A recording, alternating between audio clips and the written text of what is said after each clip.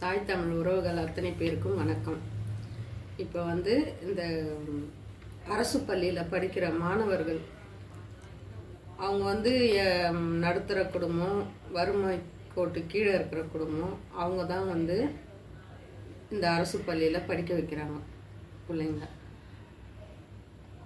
நான் முக்கால்வாசி பேர் எப்படியோ கஷ்டப்பட்டு தனியார் பள்ளியில் தான் படிக்க வைக்கிறாங்க.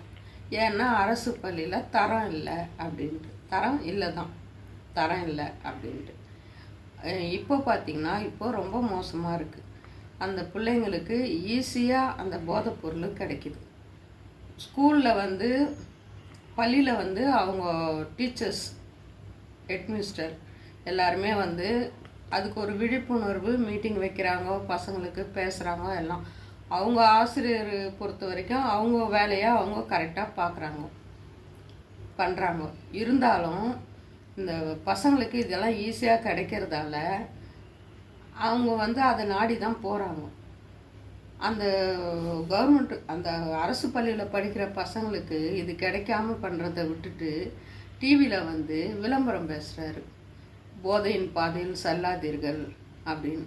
உங்கள் கையில் தானே காவல்துறை இருக்குது. அதை வச்சு நீங்கள் இது ரொம்ப முக்கியமான விஷயம். ஏன்னா அந்த குழந்தைங்களோட எதிர்காலம், அந்த +2 படிச்சுட்டு வெளியே வந்ததுமே அதுங்க எந்த நிலைமைக்கு, எங்கே நல்ல சீட்டு கிடைக்குதா, காலேஜில் ஒரு நல்ல சீட்டு கிடைக்குதா, கவர்மெண்ட் ஸ்கூலில் படிச்சதுன்னா நல்ல வேலை கிடைக்குதா, ஏன் கவர்மெண்ட் ஸ்கூல் அவ்வளோ ஒரு தரம் தாழ்ந்து இருக்குது. அதனால் எதுவுமே அந்த +2 படித்ததுக்கே பிரயோஜனம் இல்லாமல் போகுது. அதனால் எல்லாம் எப்படியோ எதையை விற்று, நிலத்தை வீடை விற்று கூட தனியார் பள்ளியில் நம்ம பசங்க படித்தா போதும், எதிர்காலமே படிப்பில் தான் இருக்குது அப்படின்றது உணர்ந்து செய்கிறாங்க. இந்த வறுமை கோட்டு கீழே இருக்கிறவங்க அந்த தனியார் பள்ளியில் படிக்க வைக்க முடியல அப்படின்னு தான் இந்த பள்ளியில் படிக்க வைக்கிறாங்க. கவர்மெண்ட் ஸ்கூலில் அந்த அரசு பள்ளியில் படிக்கிற பசங்க எதிர்காலம், இப்போ நீங்கள் ஒரு 5 வருஷத்துக்கு முன்னாடி படிச்சுட்டு வெளியே வந்த பசங்க இப்போ எந்த காலேஜில் படிக்கிறாங்களோ, எந்த உயர்ந்த நிலைமையில் இருக்கிறாங்க அப்படின்னு ஏதாவது இந்த கல்வி அமைச்சர் புள்ளி விவரம் எதனா கொடுக்க முடியுமா? முடியாது. அவருக்கு தெரியும். இல்லை அவங்க வீட்டு பசங்களை தான் அந்த ஸ்கூலில் படிக்க வைப்பாங்களா? அதுவும் முடியாது. ஆனால் அவங்களும் மனுஷால் தானே, அவங்களும் இந்த ஊரில் இந்த நம்ம கூட தானே இருக்கிறாங்க. அதுங்களுக்கும் எதிர்காலம்னு ஒன்று இருக்குது இல்லை? ஏன் அது அவங்க மூளைக்கு யோசனைக்கு வரமாட்டேங்குது? இதில் எதில் தான் கொள்ளையடிக்கிறது, பணம், அதெல்லாம் ஓகே, என்னவோ பண்ணின்னு போங்க. ஸ்கூல்கிட்ட இருக்கிற அந்த போதைப் பொருளை நீங்கள் அகற்றணும், கண்டிப்பாக அகற்றணும். இது அந்த பசங்க கைக்கு எட்டவே கூடாது. அந்த அளவுக்கு இருந்தால் தான் கொஞ்சத்துக்கு கொஞ்சமாவது அதில் படிச்சுட்டு வர பசங்க நல்லபடியாக அதுங்க எதிர்காலத்தை பார்க்கும். ஆனால் இதுலேயும் ஒரு 100க்கு 20 பசங்க நம்ம படித்தாதான் அப்படின்ற பசங்க அதில் எவ்வளோ கஷ்டப்பட்டு அந்த மாதிரியான போதைப் பொருள் பழகிற பசங்க கூட இருந்து இந்த பசங்க கஷ்டப்பட்டு படித்து நல்லபடியாக வெளியே வந்தாலும் அதுங்களுக்கும் ஒரு நல்ல எதிர்காலம் இல்லை.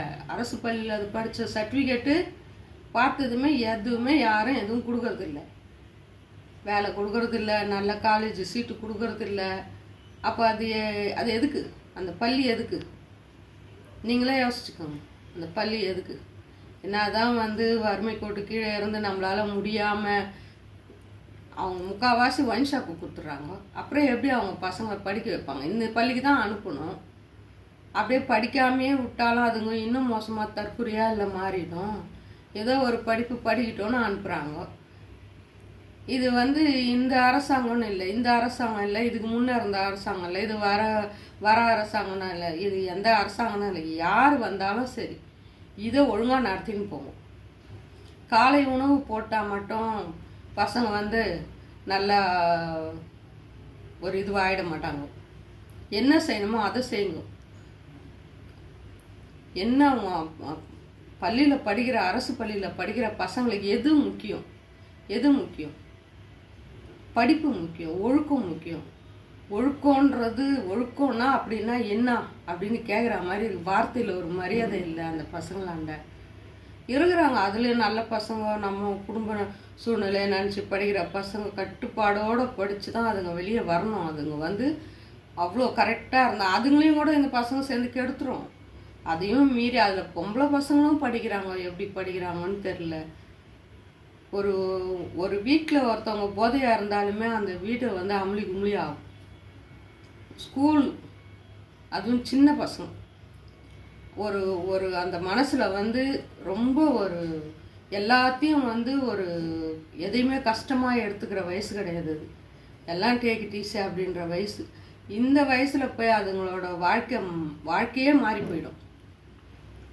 முக்கியமாக இந்த மதுவில் அந்த அந்த போதைப் பொருள் பள்ளி கல்லூரிலாம் தெரில, பள்ளி வாசல்லேருந்து அகற்றுறதுக்கு முற்றிலுமாக நீங்கள் வந்து செய்யணும், செஞ்சு தான் ஆகணும். இல்லை இந்த எதிர்காலம் இந்த தமிழ்நாடு என்ன ஆகுமோ தெரியல. பார்க்கும்போது பயமாக இருக்குது. இதெல்லாம் நாங்கள் படிக்கும்போது ஸ்கூல் வாசலில் இந்த நெல்லிக்காய், கொய்யாக்காய் இந்த மாதிரி விஷயம் விற்கும். இப்போ ஸ்கூல் வாசலில் இந்த போதைப்பொருள் கிடைக்குது, போதைப்பொருள் விற்கிறாங்க. இதுதான் வந்து இந்த திராவிட 60 ஆண்டு கால சாதனை. இதுதான். சமூக பிரச்சனைகளை பேசுவோம், சமூகத்திற்காக பேசுவோம். நன்றி, வணக்கம்.